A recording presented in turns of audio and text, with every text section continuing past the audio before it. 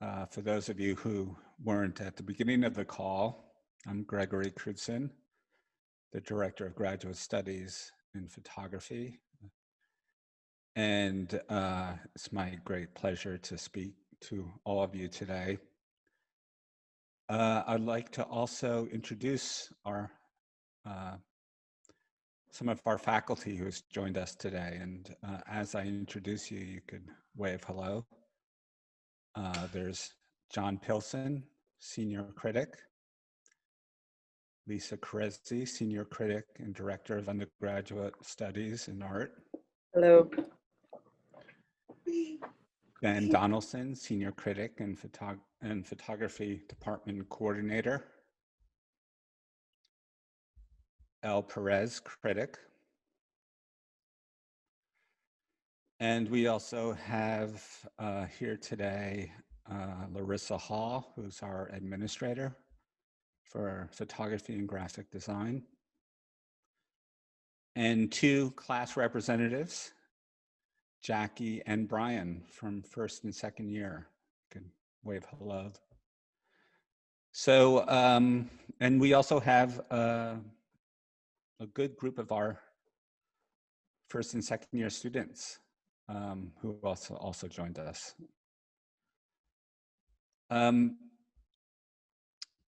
So I'm just going to give a few general notes about the program. And then we will open it up to, I'll ask Ben to give a kind of overview of the facilities. Obviously, we're not on ordinary times here, so there's, it's been an interesting and challenging, and I think very productive period for all of us. I'm sure, as all of you know, we are running the program through remotely, although the students all have access to studios and to other parts of the facilities. So, but all crits, all classes, all individual meetings and VAs have been online. So that has posed some interesting context for us to all work. But I do believe that we've all sort of figured out a way to move forward. And it's my opinion that like the students are making extraordinary work under the circumstances, and it's been a great pleasure to work with them throughout this difficult period. So generally, our photography department, our sort of core mission is attempt to have each student find their particular vision of the world through lens-based photographic medium. We have a deep belief in the power and the transformative capacity of pictures, and we do everything we can do for to allow each student to find their particular voice, their way of viewing the world, and express their vision to make photographs that in one way or another relate and play off of the tradition of the medium and also reflect on the moment we're in. That's really our core mission, and we do everything we can do to provide that foundation to allow each student to find their particular voice, their view of the world, let's say. So the core element of the program has been and continues to be the centerpiece of the our program is the weekly critiques, which has been a kind of foundation of our program for many, many years, and will I hope continue to be so. In these critiques, we view weekly for students' work. Each student shows twice over the course of the semester, and then there's a final review. And to a panel of some of the great artists and curators and critics of our time. We work hard to have our faculty all be like visible and important voices in the medium, diverse and varied in every way, and certainly it might be an imperfect way of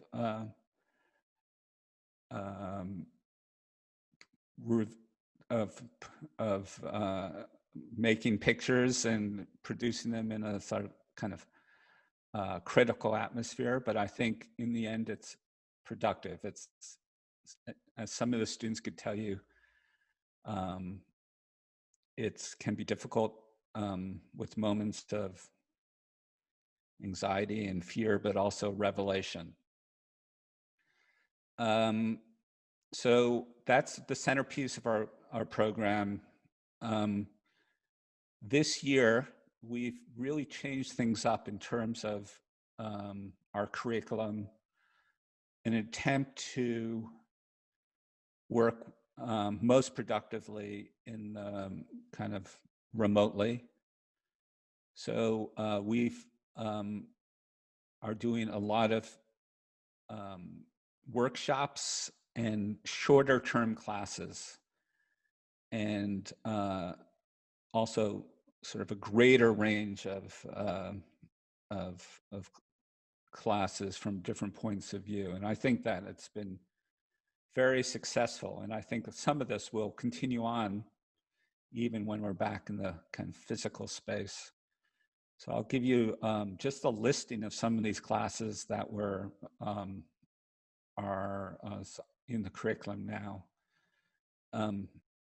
There's Sandra Perry teaches a class called Spectral Spaces. Kaiman Zheng teaches Fractures, Refusals, and Aspirations, Art, Ethics, and Critical Race Theory. The writer Rick Moody teaches a class on photography and writing called Parallel Practices. John Pilson, who's here, teaches a class called Experimental Narratives. We have a Critical Perspectives class team taught by a group of curators from museums. We have Leslie Martin's class that involves making a book. That's for second-year students. Ben Donaldson teaches practice and production. We have next semester, Elle will be teaching a class called We Survived the Apocalypse. And Carmen Wynett will be teaching a class called What is a Feminist Picture? There's a robust and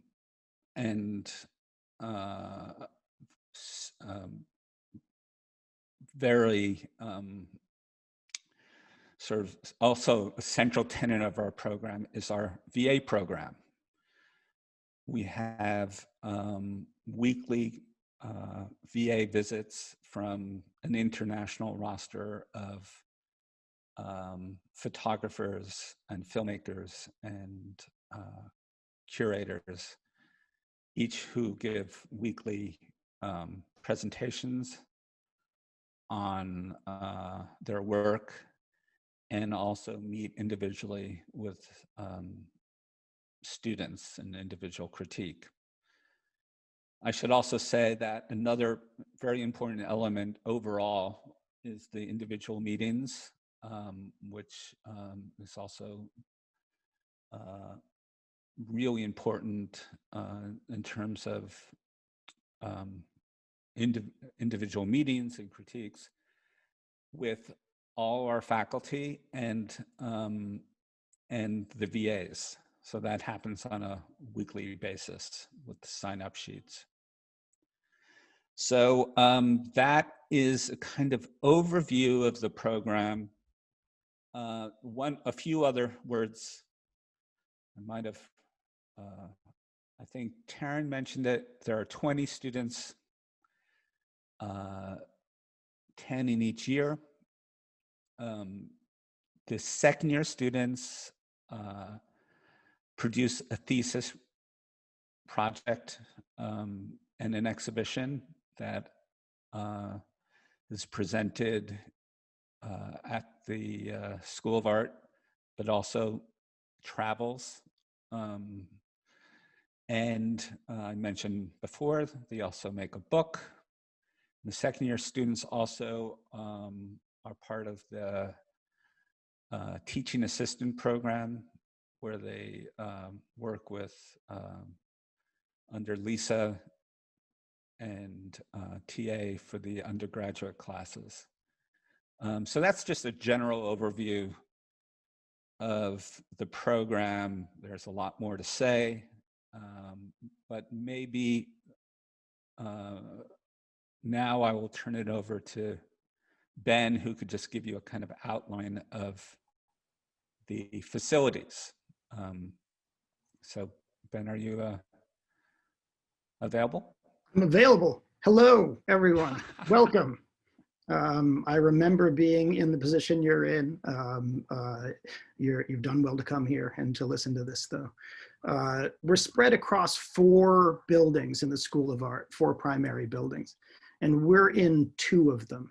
One is sort of the heart of where a lot of the critiques and visiting artists happen, and that's in Green Hall.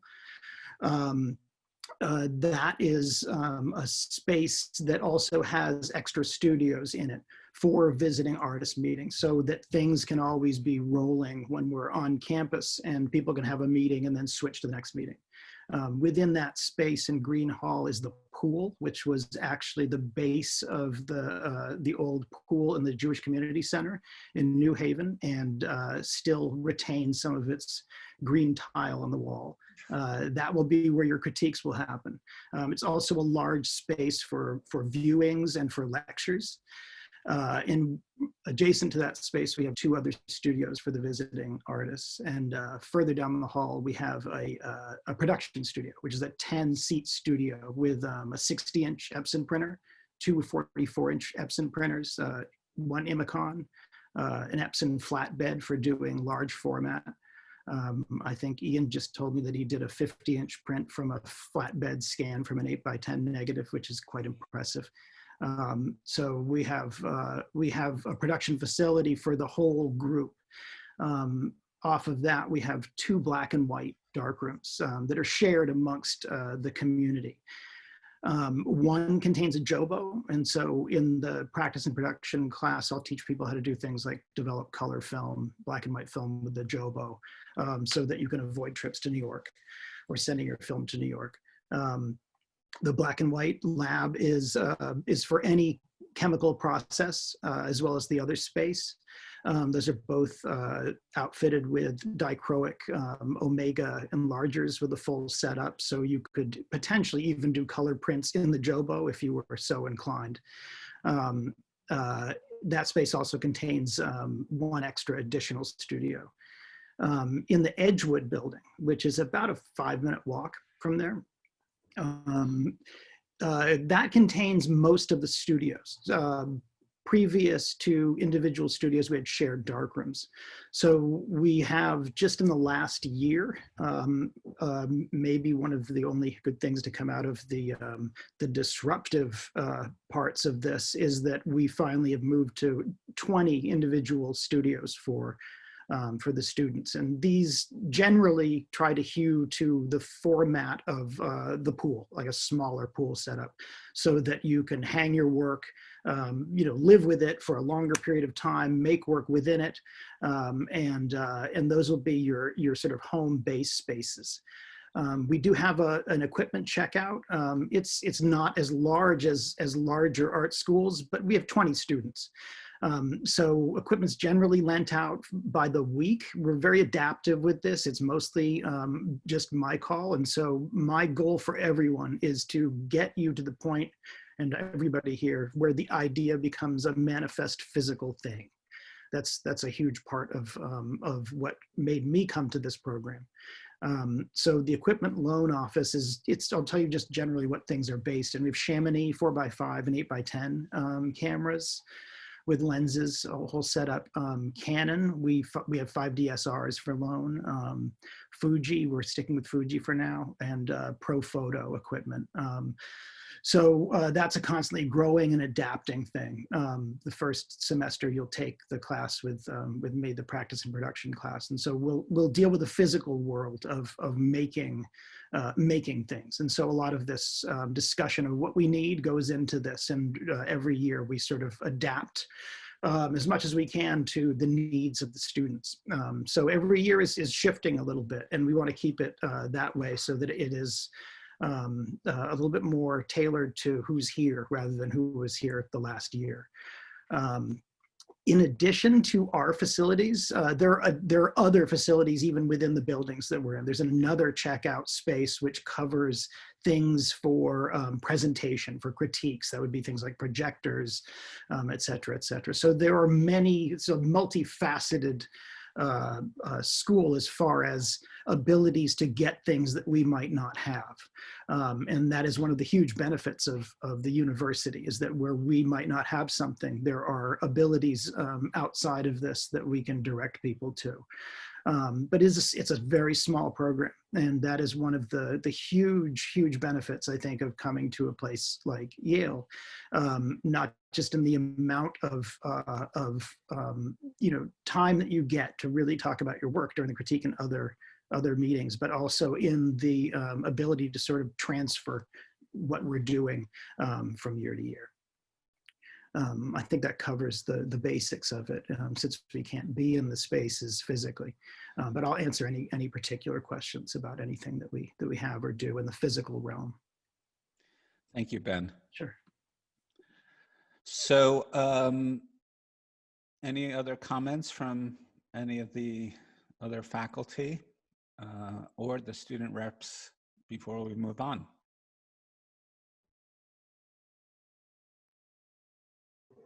If it's helpful, I actually have a video of my studio. Oh, yes, that's great. Yeah, okay, I'll share my screen right now. This is Jackie, by the way, second year student. Can you guys see my screen? Yeah? Yes, okay. yes. So just to clarify, all the studios come unfurnished, so you are required to make the space your own. But this year, because of COVID, Ben was able to secure us each an individual printer, which has been really helpful so that we can make kind of work prints within the space. And most of the previous students have actually, I was very excited about my cups, sorry. But the walls are actually magnetic for the most part. And so we're able to kind of, switch work prints fairly easily with little damage to the space, which has been pretty lovely. And such a beautiful view too, outside the window. Yeah, yes. Yeah, that was great, thank you. Mm-hmm. Anyone else? John, do you have any notes you want to? Not at the moment. I mean, I want to make myself available for questions. So Yeah. Hopefully whatever I have to contribute will help answer anybody's questions. But welcome. I'm really happy to see all these faces here. So yeah, I'm looking forward to your questions. Elle, do you want to just say hi? Hi, my name is Elle. And I don't really have anything to add on to what's already been said, but I am, like John, available to answer questions and just looking forward to getting to talk to everyone. And then Lisa, I just wanted to, maybe you could say a few things about the undergrads and also how the TA ships work. Sure. Well, I would also just kind of add / reiterate that, you know, this program, it's a very special place. And by place, I don't mean just physical place. You kind of become a part of a big family, a big community that extends beyond you and behind you or in the past. So, you know, you're coming here for the facilities and the conversation and the faculty and guests, but also for this community that you become a part of. And that community does include the undergraduates that Taryn had mentioned earlier. Everyone gets the opportunity and privilege of being a TA in an undergraduate course at least once. And you are paid for that work study position. But it is probably your first chance at getting some teaching experience. And for me, as an alumni who graduated 20 years ago, you know, I have some very vivid memories in the classroom and the labs that has enabled me to do my job today. So yeah, I guess that's about all I would say right now. Great, Lisa. And I just want to, I mean, I think you brought up a very important point, and that is the community is so central in terms of our program. We keep the program small, you know, there's 10 students in each year, and there's an extraordinary bonding that happens. And it's part of the process of the program is that community that where students group together and work as a group. They're sort of each other's allies and support system.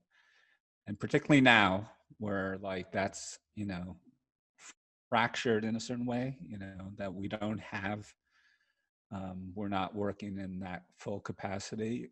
I feel that the bonds are even stronger and more central, and more significant. And also, as Lisa was mentioning, this is something that exists during the 2 years that the students are here, but also then throughout their artistic careers, that there's forever connected to this program and to this community throughout a lifetime. And all of them, every one of the alumni are sort of bonded by their belief in the medium. And then the other thing I just want to say is that I mentioned earlier that there's a kind of common belief in the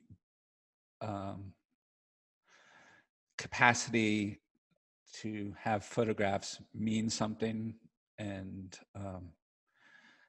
particularly in this moment of you know,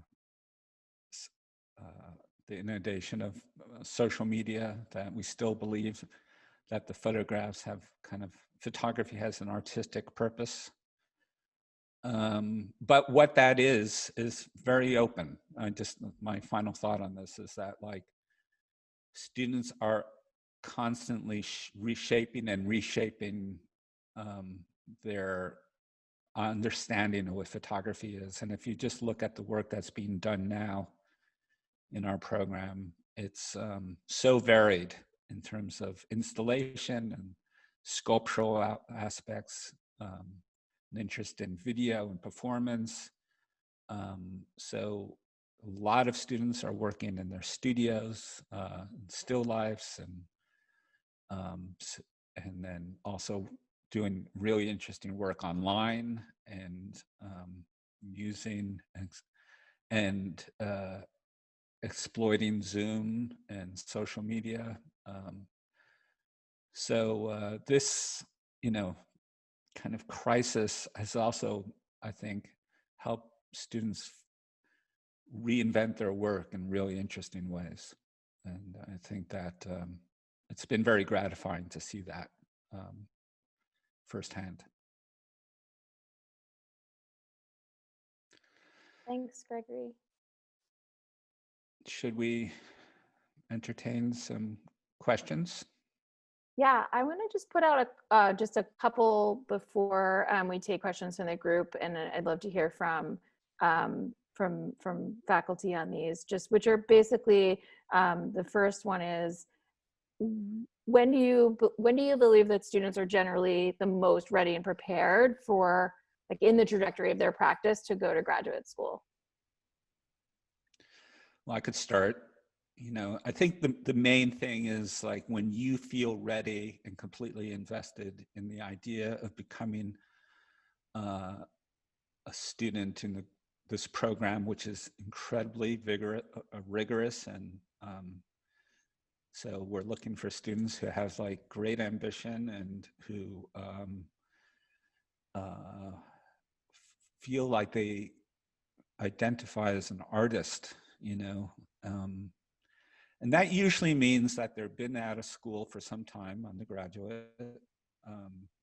There's an exception to every rule, but we're looking for people who've had life experience, who've been out in the world, who have, again, a commitment to being artists. I think that's the main thing. Great, thanks. And what are the nuances that make for a successful portfolio submission? Or what do you think are the things you sometimes see people do that you wouldn't advise? Well, my advice, it's pretty, it's a kind of general and simple. It's put your best foot forward, you know. Tell the story you want to tell. Show us your position as an artist as it is currently, and reflects your time out of school, and have confidence in that. Don't try to second guess what anyone else might think is what you know to be true about yourself. Is that general enough? Sounds good. No, if I could just add to that a little bit, I just want to say that the work submitted, the portfolio submitted, and the artist statement taken together are really your application. And in many ways, I feel it's important to remember that the grad school experience is really modeled on what we believe artists go through all on their own. You try something, it fails. You do something, everybody loves it, but you know it could be better. You know, this, in a way, grad school is a kind of, I think of it as an outsourcing for 2 years of a lot of the stuff you do all on your own, and you invite people to participate in this process of questioning. And so your portfolio, you know, in a way is, along with your statement, I think about where you are and where you'd like to go. I think it's important to let us know what your own questions are, because there's a lot of reasons, there's a lot of very different reasons for pursuing this path, but the number one requirement I would have that I would recommend having or asking yourself is, are you open, truly open to, you know, being pushed to evolve, to surprise yourself? We're trying to push you not just for the sake of tearing you down, but because everybody loves to be surprised. Everybody loves to wake up and say, like, how did I do that? And we're trying to push you to ask real deep questions about the nature of your talent and the nature of your ambition. And as long as you're open to surprising results, you'll have a good experience no matter where you are. I mean, I think that's true for any grad program, but that's the way I feel about the application portfolio is it should contain as many questions as answers. Yeah, and if I could just add, you know, some of the best advice that was given to me by an alum when I was applying sounds silly, but it's really true, and that's just to be yourself. You know, don't submit a portfolio and an artist statement that is full of you trying to fit a mold and trying to fit like what you think we want to see. Because we can smell that from a mile away. And you know, the point is not to be like someone who's come before you. The point is to be yourself and highlight who you are and how you're different and what you have to say. That is unlike anything else that anyone else has to say. And another thing I would just add is you're not trying to come off as the most polished rock in the rock tumbler.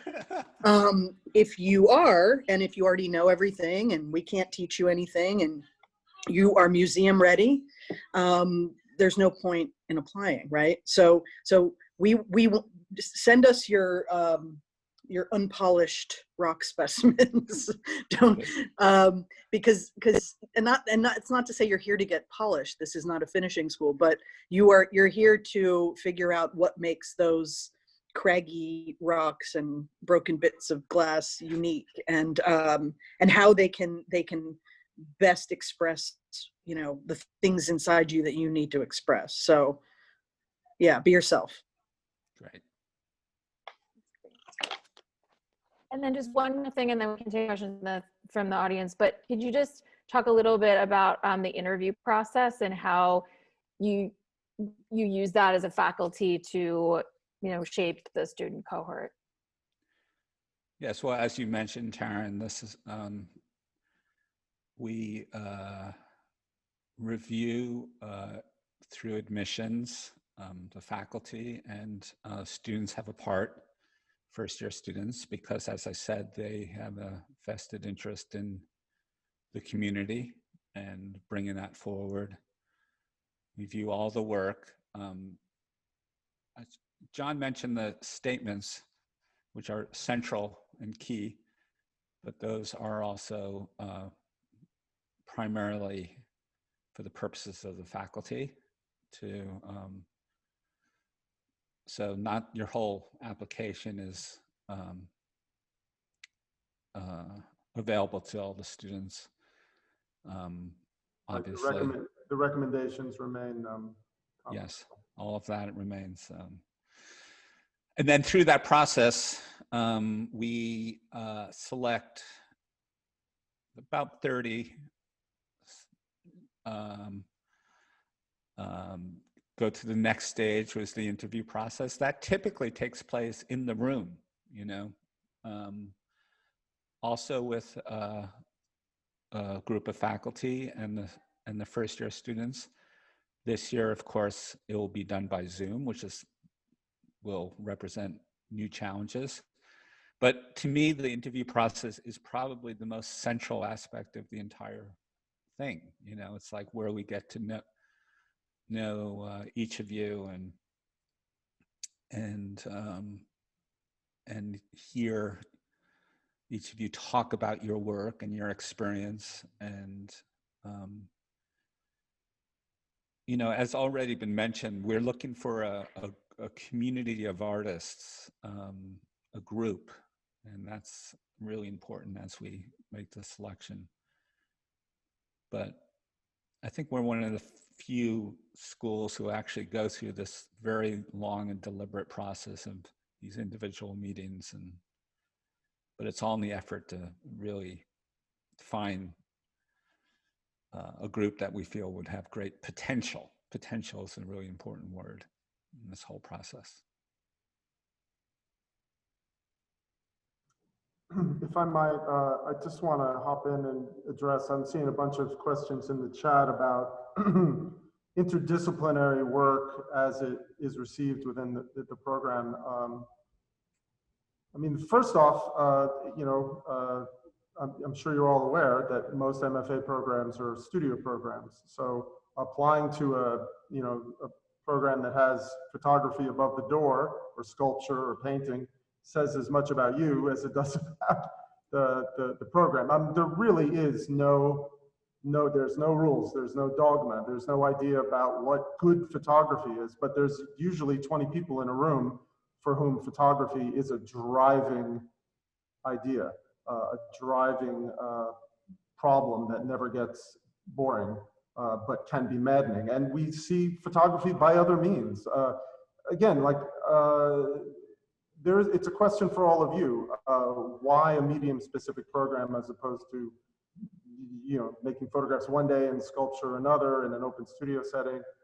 I've taught in open studio programs, and I will tell you that the issue of the medium specific, the issue of painting or sculpture or photography is alive and well and very much on the student's mind, without it necessarily being the title of the department. Great. Yeah. So how are we going to, I know there's a lot, yeah. Yeah, so I think that Lindsay and Sarah are going to put out some questions from the group, I think. Is that? Yes, so Sarah and I have been kind of bringing together all of the related questions, and thank you so much, John, for answering that question about interdisciplinarity, because that was the first one that we were going to ask. I'm sure there'll be other answers. That was my attempt. It's an important question. Does anybody else on the faculty want to speak to sort of the photo program's embrace of work outside of 2 dimensions and lens-based work? We got a question, how open is the program to experimentation, 3-dimensional collage, installation, ceramics, etc.? I think John said it really well. All I'll add to that is, like, photography is the conduit medium to everything. Photography has the very special sort of connection. It's the connective tissue to all representation. So to act as if photography is its own exclusive terrain and has its own hermetic language would be woefully kind of sort of self-deceptive in a way. So of all mediums, photography can connect to everything, and we're open to all exchange. That's not only including sculpture and painting and graphic design, but the larger culture, right? Movies, advertising, social media. We're open to it all. Somewhat related is a question regarding portfolio submissions. Would you recommend including items into the portfolio where the 3-dimensionality and material of the photographic object is important? Are multi-image layouts allowed? Should separate angles, detail shots be submitted? All of it, or any of it. Sometimes I do want to make one comment, which is that sometimes we see composite images where applicants try to put just photos, like too many photos, and they don't want to submit 20 photos, they want to submit 80 photos. Like they just jam as much as they can into each image. That is not helpful, I would say. Like having more things in the image if they're part of the actual artwork and how that artwork takes some space and lives in a space, that's great, but not just for the virtue of like sending us more. We're in we are in a unique position this year because typically in the second stage of this, when we do the individual meetings, we usually see the actual photographs in physical form. Sadly, we won't be able to do that this year. But I would say everyone should take advantage of the fact that they could probably show sort of greater amount of work in that context than previously, but it will be different this year. Another question regarding portfolios. Zoe writes that she understands that Yale does not offer portfolio reviews. However, is there anyone we can contact to discuss which area of study would best benefit the development of their current art direction? So Taryn, that might be more of a question for you. Yeah, that question can come to our office. Our phone is back on, so that's good news. Sarah Cronquist is taking calls from home. But also, if you want to ask a question like that, I would be happy to take a call with you too. You can email me or email our admissions email account, and we can take that on. But basically, it ultimately really is your decision. I mean, I think we get a lot of questions in our office about people are trying to like talk us through what their work looks like or is, but we're not looking at it. We don't know what you, it's just a really personal decision. I think the best advice we give is to try to do as best you can to understand the nuances of the different programs and look at like the alumni who came out of them and the students who are there now. On our website, on our wiki, we have all of our current students listed. You can look at their work. You can, find out what they're doing in our faculty, and then determine for yourself which program seems like it's going to give you the framework and the pedagogy and the kind of aesthetic approach that you're looking for. But yes, if you're still not sure after that, we can take a call with you and just and hear what you are thinking through. But we do not do portfolio review or portfolio advisement. So an equipment question next. Are there any recommendations regarding the type of equipment the students should bring with them, like a type or brand of camera or laptop? Does the school provide any filmmaking equipment, or should students buy it in advance? I just answered that in the chat. There are no requirements of things that you need to have when you come here. Primary device to make what you're going to make is probably the closest to a requirement. We have equipment that we loan on a weekly basis, so we don't really have things that people can rely on for the entirety of their time here, although people do check out the same camera consistently. So I would say that when you're coming, you should come with a device to make images in the way that you generally do. And from there, probably that might change at some point. So, so one device, we have computer labs here. There's no requirement to have a computer, but I would say if you are going to attend, you should have a primary image making device. And if a computer is tied to that, it might be a good idea to have that as well. But we do provide computers in the lab, and we do have equipment that can be checked out, but it's probably best to have a primary image making device. Thanks, Ben. And then an admissions question, which I think might have already been tangentially answered, but for the Zoom interviews this year, will applicants be required to send any physical prints, or will all work be shown digitally? Gregory, digitally, right? I would imagine. Taryn, have you tackled this? The difficulty is going to be that, where the admission committee is a lot of people. It's like 5 faculty. The first year students are there. We can't really, we're all going to be in different places, so we can't kind of pass around physical material between all of us. So we're going to have to think of ways in which during the interview we can give the applicants or the finalists the opportunity to show us the way that their work kind of physically is, but we won't have just a break in here. I'd actually like to ask the students who are on the line, the reps and others, just their experience of this past year and producing artwork during pandemic time and quarantine, and give us a few insights. Anyone who would like to address that. Yeah, I can start. Hi everyone, I'm Brian. I'm one of the first year reps. To answer the question quite broadly, as Gregory has already mentioned, it's been a pretty nourishing but also challenging time. There are many different aspects that have made being here at the program as a first year an incredibly positive experience. One of them being that fortunately the entirety of our class is here, so that in itself gives us that sense of community that you are looking for ideally in applying to this MFA program. But beyond that, the faculty themselves have been so supportive in understanding where everybody is, not just in artistic practice in this around this moment, but also in their lives. And with that being the intelligent, articulate people and artists that we are, you know, that is coming into the critique, that's coming into the work. No one's shying away from facing whatever emotional, physical, mental state that they're in. But you know, logistically, different aspects of the program have been improved, I think, you know, in response to the moment.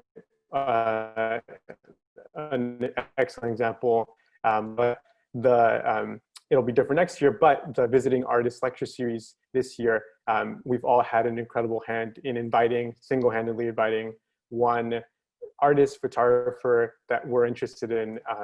So that was an excellent opportunity for us to have a hand in that. And you know, maybe that'll influence the way we proceed with the Visiting Artist Lecture Series, but yeah, that's one bit. That's great. Thanks, Brian. Anyone else? Hey, everyone. So I was both in the program pre-pandemic and now post-pandemic. And I mean, it's been a pretty intense challenge, but I think that we have a lot of support within our community at the School of Art itself, in our faculty and our admin, and especially within the student body, which has been kind of the motivator to keep going and to keep making work. In my own personal practice, I have made most of my work on the West Coast, which I knew was going to be the immediate challenge I faced when I decided to place myself in Connecticut, in New Haven, where I didn't have any emotional connectivity here. But what it offered me was a chance to try to reconceptualize the thing that actually mattered to me the most in image making. And so that has been something that I've just had to kind of move through and do a lot of experimenting that I didn't necessarily expect. I've been quite surprised by the work that have been making and will continue to make, seeing I still have like a half a year left.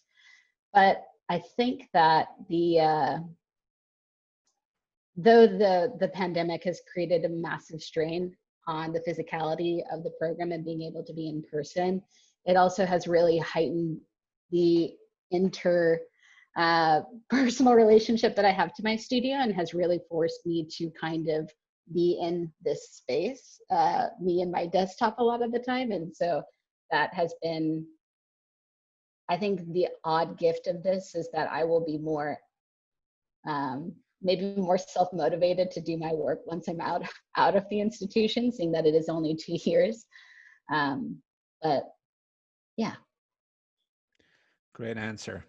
I would follow up on what Jackie was saying, coming from the West Coast.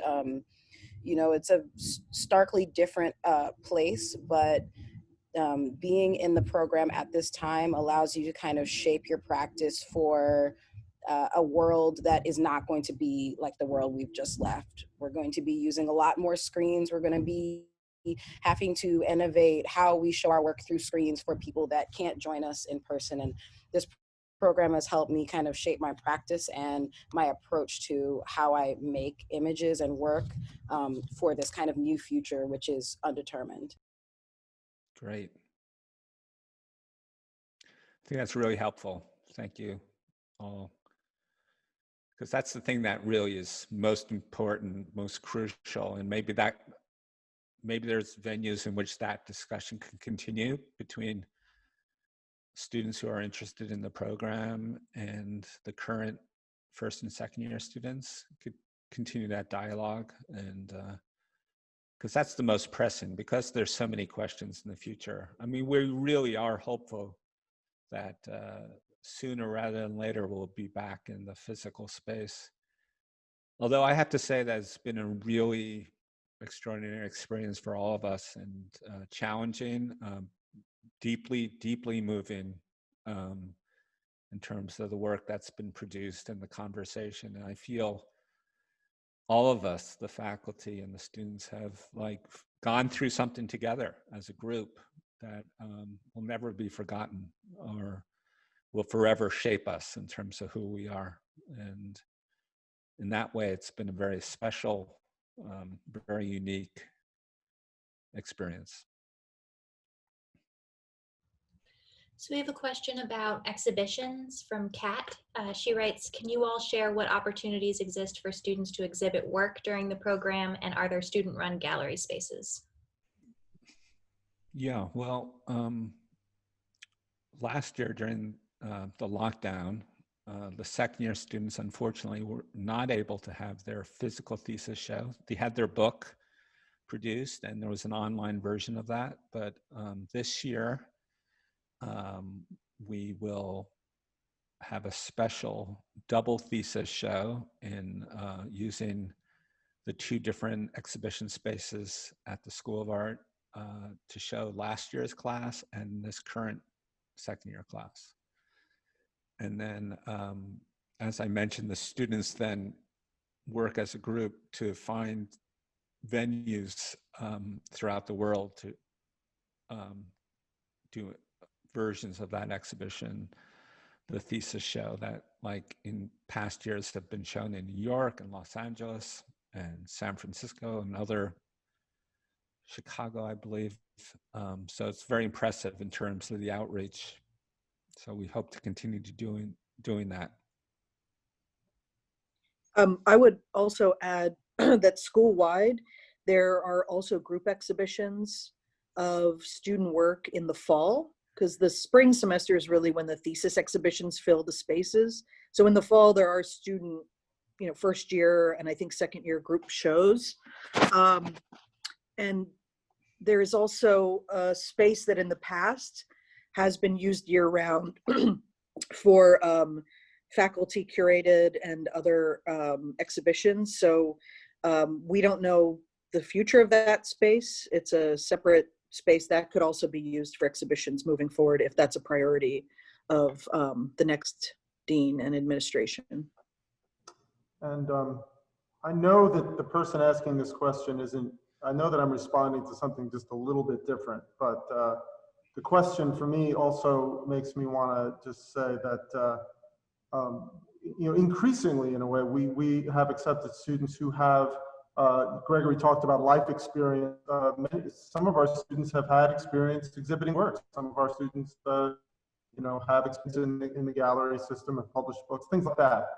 But the thing that all the students, I believe, embrace is this idea that they are, as much as they're moving towards something very personal and ambitious, it's also kind of a moment of hitting pause on a certain professional or career-like trajectory, or just hitting pause. Period. In a way, it's moving towards a very personal goal, but it also is 2 years where you've just stepped away from almost everything. So this idea of applying the same kind of metrics of progress that you might mark a career with, this is the time to kind of just really enjoy and explore a certain kind of privacy and a certain kind of keeping the world and career ideas which gnaw at you forever. It never ends, but being able to hit pause and just focus on your work and have your work be the most important thing, and the progress and moving forward and surprising yourself. And related to that, I also want to say, it hasn't been said quite yet, so much of what I think the experience is, or if the pedagogy is, of course, those things that are said or engaged with in terms of your work, but all of the learning that goes on in simply witnessing other people's progress, other people's critiques, hearing what's said and watching your peers respond and rally and struggle. That is the learning. It's not, it's not just all about, it's not just about what's said about your work or about you. It really is about how you learn from other people's talent, other people's progress. Yeah.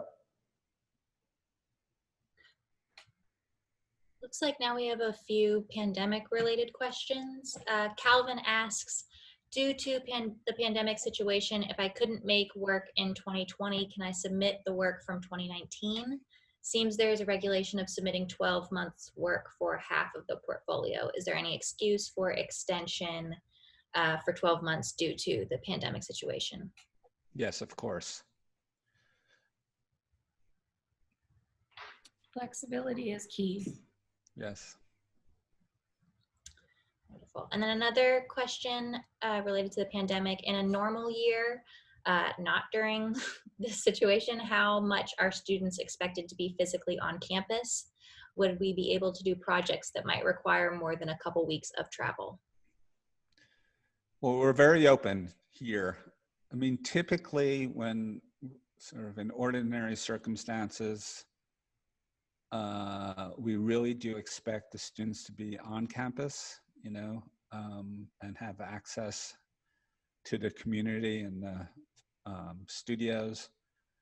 But because of the situation where most, if not all, the classes are online, we are open to other options. In fact, Ron Wei, are you here? We have a student now currently in China who works from completely remotely and has done amazing work from there. And of course, it really allows for other opportunities in terms of like subject matter and you know, photographing in different locations. So, you know, as we continue, you know, to be online, we are very open in terms of every possible scenario. That's not usually the case, but now it is.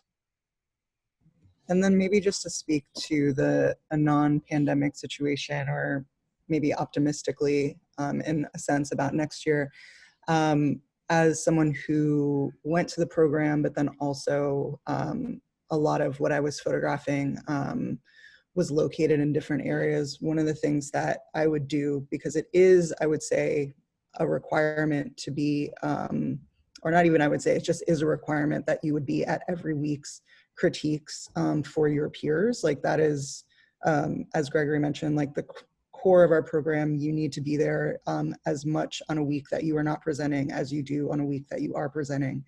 And so as someone who was making work that was located in a different place, like I would really strategically use my time and my breaks. So winter break, summer break, Thanksgiving break, like basically spring break, which is 2 weeks long typically, and sort of create a system where I was able to both travel and be present as needed. And I think a lot of the current students can also speak to that experience as well. Thanks. Oh, that's an important note. Yeah, I can say a little bit too. As someone without a license or a car, you know, we all figured out how to make work, whether that's, you know, going on a really long walk or on a bike. But I think, you know, something to what John has said before about asking ourselves, the applicants, why we're interested in a medium-specific program. Maybe a good question to also ask is maybe what's my interest in a program in New Haven versus one that's a low or limited residency program.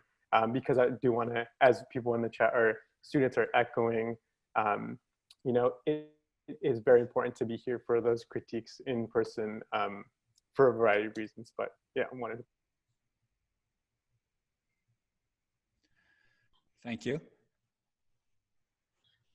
Looks like we have a couple of questions now related to references. William asks, could a faculty member please speak to the reference process, more specifically, how they round out an application and what specific attributes of the applicant they are wanting to see highlighted by the author of the references? I was actually right in the middle of typing an answer to that, so if you wouldn't, yeah. First off, I think you know, someone writing for you should have a degree of empathy and experience for where you've been and where you want to go, what this application means to you. And so they should be able to have some insight into what you've done, but really what's ahead of you. Beyond that, I think it's really important to, you know, ask the people that you believe understand you. And that's about it. I mean, I think it's very important to remain kind of hands-off and respectful of the recommendators' kind of, you know, most all applicants check that box that says, you know, I waive my right to see this recommendation. That's not to say that anybody would be disappointed in a recommendation, but you really have to place faith in your recommenders to do whatever it is they're going to do. And I would not try to coach them or give them any tips beyond the fact that I really want to do this and I'm asking you to write me a recommendation. But maybe somebody else has a different perspective. That's great. Seems exactly right to me. And then another question related to references. Is there a reason that the references must all be working in photography? Is there any flexibility with this for the application? Does it say that? Because Taryn, in the application? It says like working in the field. Yeah.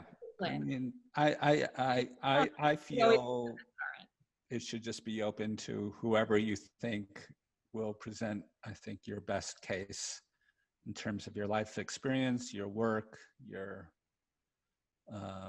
just general being. And that could come from anyone, really. So, you know, obviously we consider all of it as part of a larger piece of just pieces of a puzzle. And that's, so wherever you think that the portrait of you is sort of best kind of described, that's what we're looking for. And then we have a couple of very specific portfolio questions. Do you discourage documentation photographs of photo books and or exhibitions as part of the portfolio submissions? No, I don't discourage anything.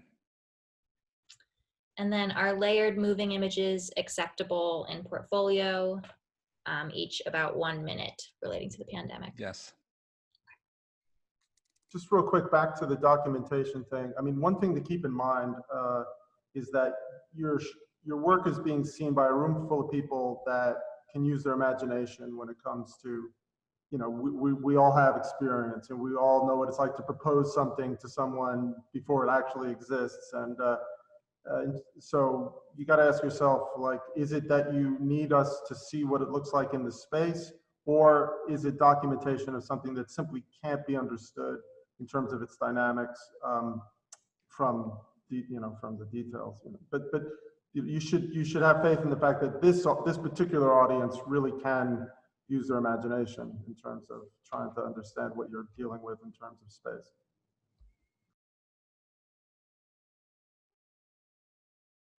Thanks, John.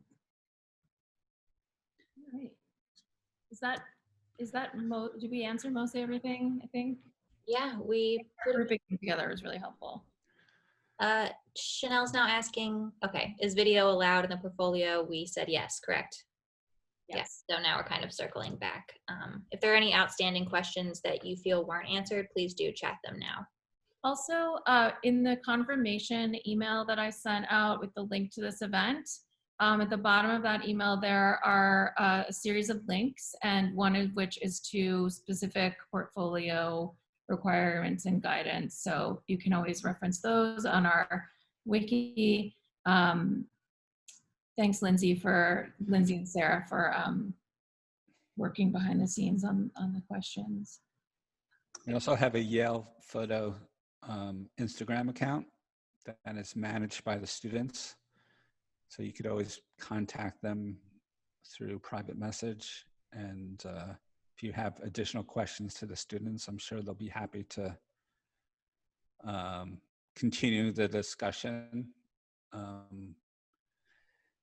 But I think generally this is a great overview, and I really want to thank first and foremost the interested prospective students for joining us today. And great questions. We're all looking forward to your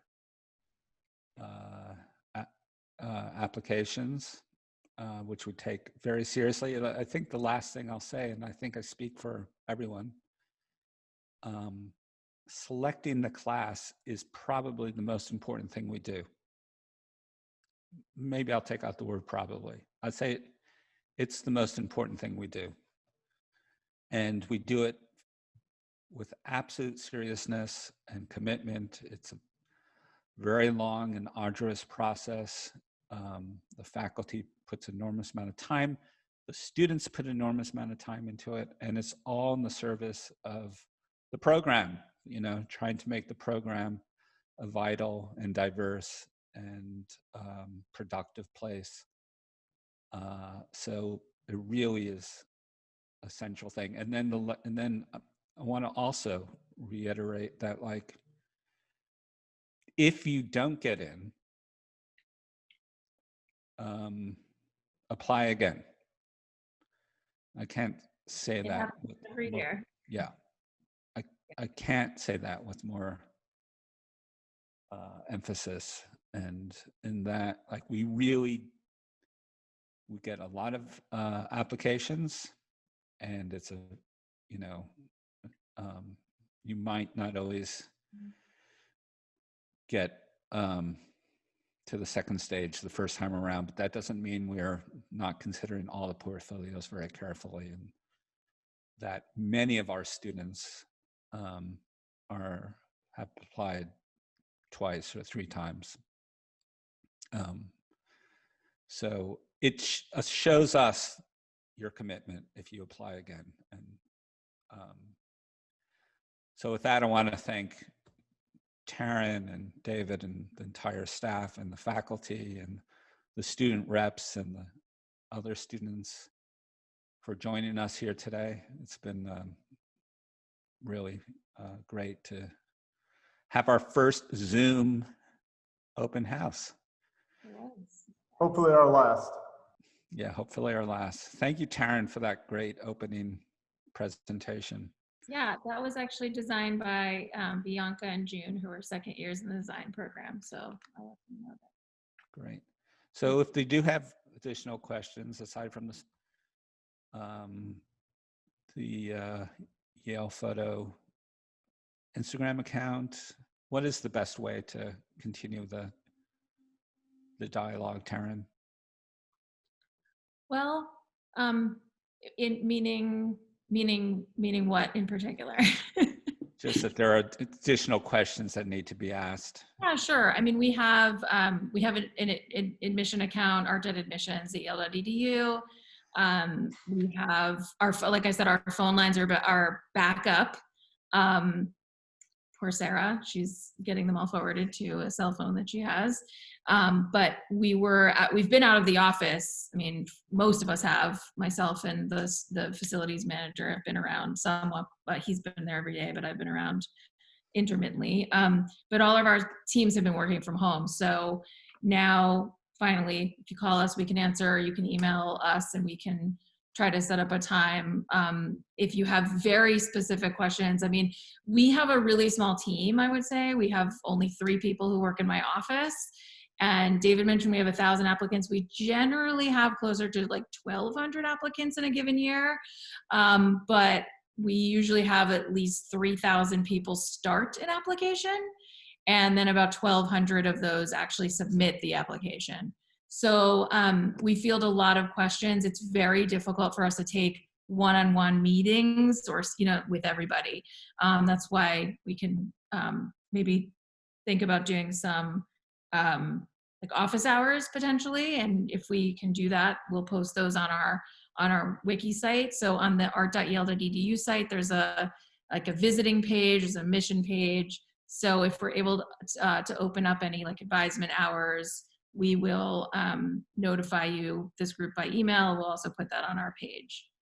So I can to think through that, since we're not quite there in the same way. But even when we are on campus, I mean, I would just say that we have limited opportunities to actually come in the door and visit.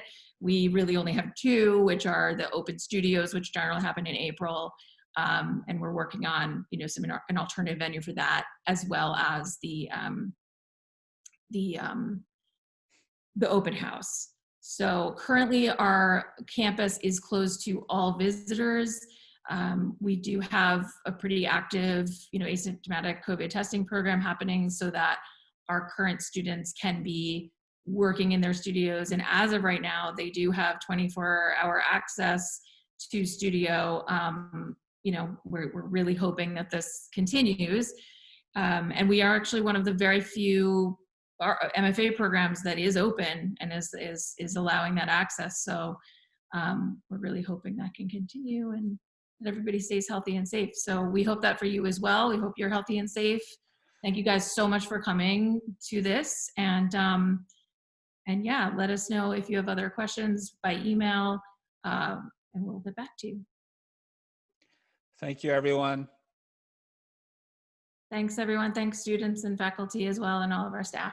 Yeah, it's great. All right. Great.